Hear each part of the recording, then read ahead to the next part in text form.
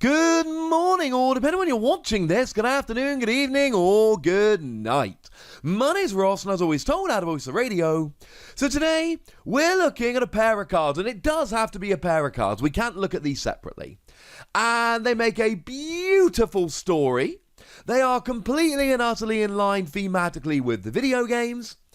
They work really well. And they could be genuinely, legitimately good. We're talking about Cramorant and Arrokuda. Nice. So starting off with Arrokuda then, we've got a 60 HP Pokemon, which is slightly less than we'd like, with trending more towards 70 HP nowadays, but it's not terrible. We can work with it. We got a retreat cost of 1, which is quite nice because of the whole U-turn board thing, giving you free retreat. Weakness to lightning, which isn't ideal. There are some decent lightning Pokemon out there, but then again, you've only got 60 HP. Is weakness really going to be that big a deal?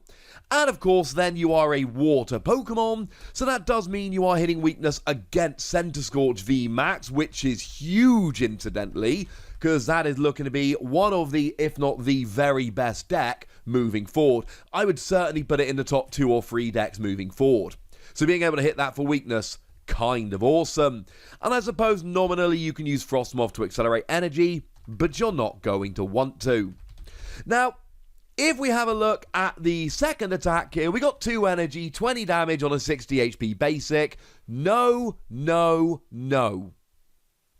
Just no. But the first attack, 1 colorless energy, search your deck for up to 2 Arrokuda and put them onto your bench. And then obviously you shuffle your deck. Now, I've made no secret of the fact that I love the new Arrokuda from, well, this set. What's going to end up being Vivid Voltage over here. And I know I'm largely on an island with this. I know not everyone agrees with me, and that's absolutely fine. The Arrokuda literally has the same attack as Esper. You get to essentially treble the damage on one of your opponent's bench Pokemon.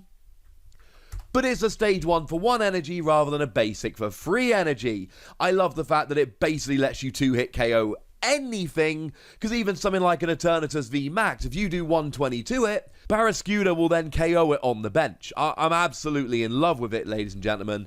Absolutely in love with it. So, frankly, if you want to play a Arrokuda deck, this is a really, really nice starting Pokemon. This is a really nice one to chuck in the active. Turn 1, you go second, attach an energy, boom. You've got a fleet of Arrokuda ready to evolve. You've got a 60 HP Pokemon in the active. The reality is you're probably going to end up being KO'd. But then you're going to have 2 Arrokuda ready. It's not an attack you're going to be desperate to use all the time, but it is the kind of attack where, you know what? You go second, you don't have many basics, so this will get you 2 more of these on the bench. And then at least if Arrokuda does get KO'd, as is rather likely, you do then get 2 ready to evolve up on the bench. That's quite nice.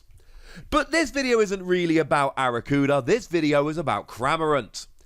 And I love this Cramorant. Having a very quick look at the basics here, we got 110 HP, which is about right for one of these weaker stage 1s. Same retreat cost to 1, same weakness to lightning. You do inherit a resistance to fighting, which is kind of relevant. There are Pokemon out there like Excadrill, for instance, that would otherwise be getting a 1-hit KO, that will now fall a little bit short because of your resistance. So that's kind of lovely. And you're the same water Pokemon, which becomes hyper relevant because this is an attack which is there to take down Centiskorch. This is a colorless energy stage 1 Centiskorch counter. What does it do? It allows you to discard as many Arrokuda as you like from your bench, and you deal 60 damage for each Arrokuda that you discarded in this way. And numbers-wise, this is absolutely beautiful. Now, I keep going on about Centiskorch, but essentially here, you discard 2 benched Arrokuda, you do 120 damage with weaknesses 240. Hey, look, Centiskorch V goes down.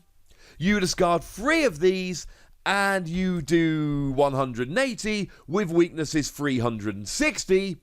And Centiskorch V Max goes down. Now, Centiskorch V Max can actually survive this, of course, because don't forget, one of the cards we have got in Darkness Ablaze is your Heat Fire energy.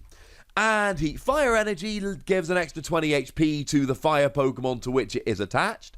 So if Centiskorch has 3 or more of these on there, they will actually end up surviving the hit.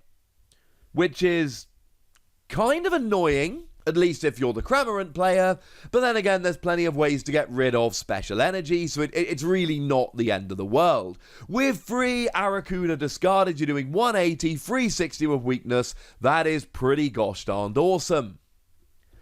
But this isn't just a Centiskorch V Max counter. Now, don't get me wrong, it is a Centiskorch V Max counter.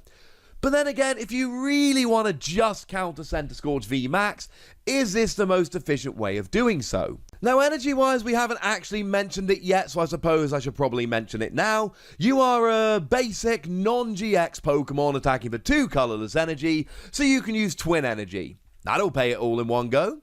You can use Fire Energy with Welder. That would pay it all in one go. You can use Tapu Koko to attach 1 energy and then attach a 2nd energy from your hand. Point is, we are really not struggling to attach energy here.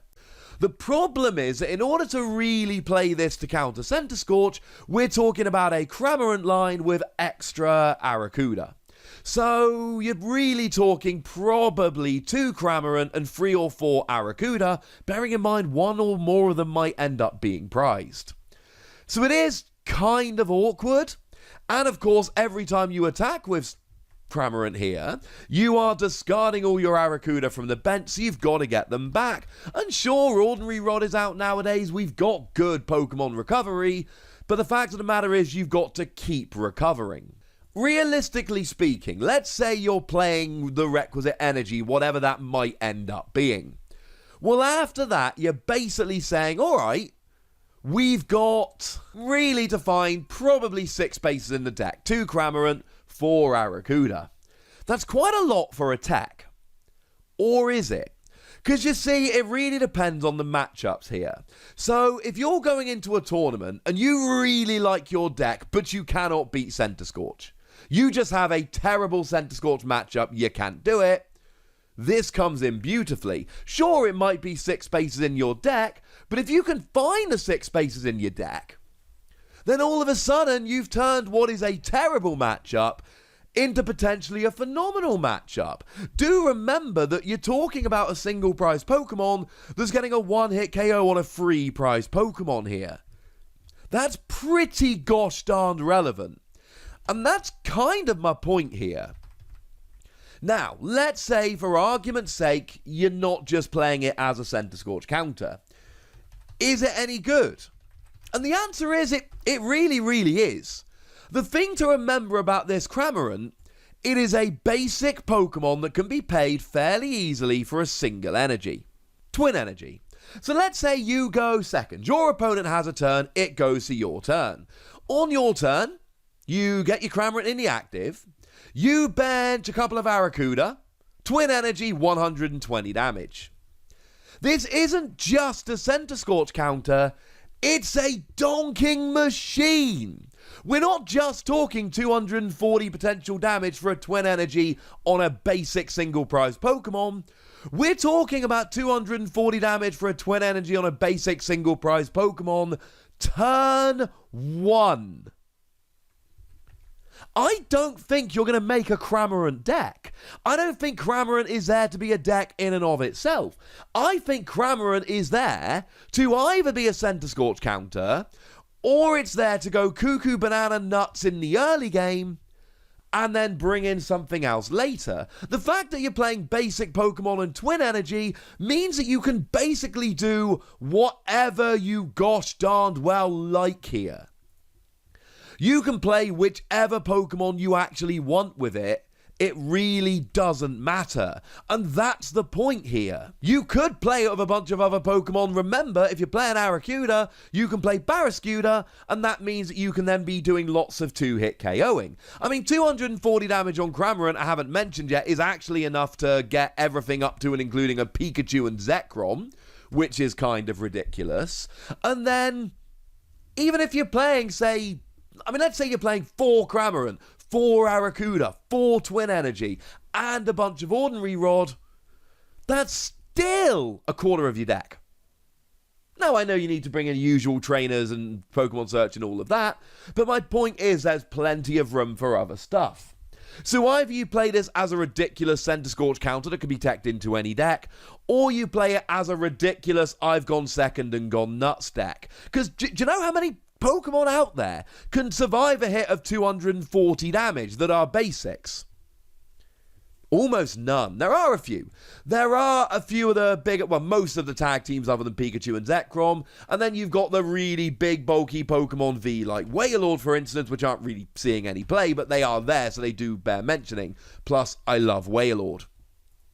My point is, unless you get unlucky, if you can set this up turn 1 going second, you are going to be getting prizes from your first turn. And remember, if your opponent's got a 60 HP Pokemon in the active, you only actually need to discard one Arrokuda here, and then you're golden. That's the KO. Vitality Band puts you up to 70, so all of a sudden something like a Jirachi goes down super easily in one hit.